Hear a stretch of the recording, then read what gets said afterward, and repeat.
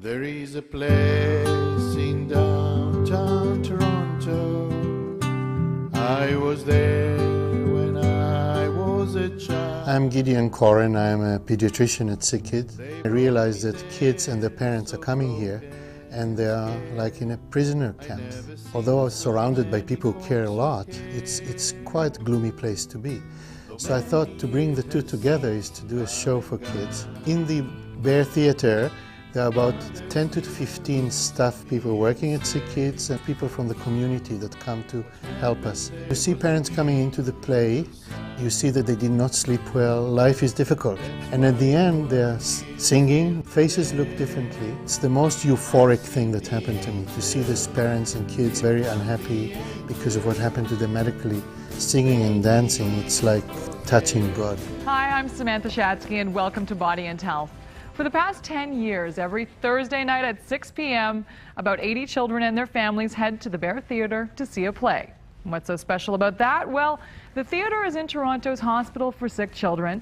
The audience is made up of patients and the performers are doctors, nurses, and other healthcare professionals. And all of this is due to an enterprising pediatrician whose goal is to send his audience a special message. Dr. Corin is an extremely unique individual in this hospital. To me, he is the embodiment of all things that are good in terms of healthcare provision. His approach, in my opinion, is really revolutionary. He is passionate, he is innovative, he is creative, and he's really a fine example of what you can bring to a healthcare profession. The response from the kids in the audience is really amazing.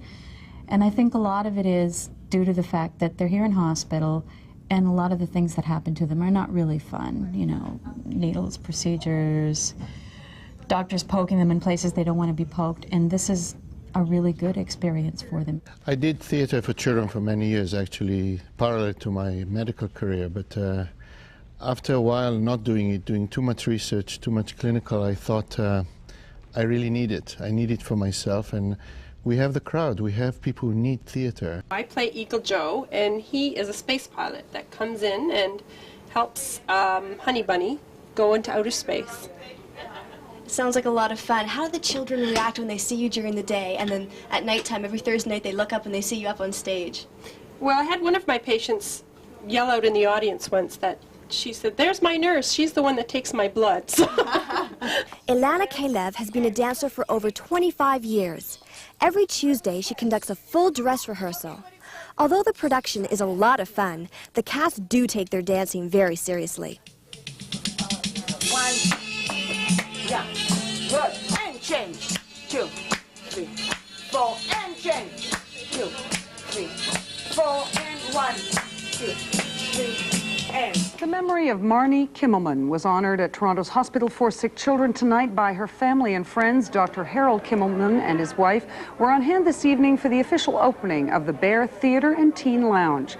Marnie Kimmelman, a student at York Mills Collegiate at the time, was killed by a terrorist bomb on Tel Aviv Beach in 1990. Several fundraising events were held to raise the money to refurbish the area. That now bears Marnie's name. I love this show. Oh, we have seen this show 6 times and we love it.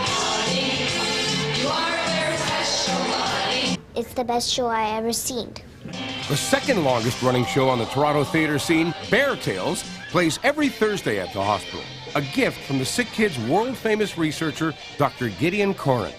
I'm there every Thursday. I generally do the sound, but if I'm out of town, there are 2 or 3 other people who do the sound. And of course, sometimes they have to do it because I am a bunny or some other creature. Each of us is different in some way, right? Like some of us. Bear Tales not only brings a smile, it has a message to share. Some of us don't sing very well. It helps you learn about how you're special and everyone is one of a kind. Why do you think? Tonight, the part of the penguin is being played by child psychiatrist Trina Epstein. You know, I work with children all day, and then coming here, it's a different experience because for an hour you get to just have fun, and some kids who, you know, are really struggling through very difficult issues can forget. He goes home and he enacts the show for his daddy, and the title song, in fact, is one of his favorite songs.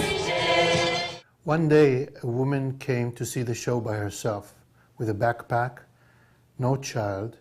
She clearly knew all the songs and dance, and she was visibly crying through the whole process. At the end, she told us that she saw the play with her daughter 30 times before her daughter died of cancer. Then the family fell apart, and she's now back in British Columbia with her therapist.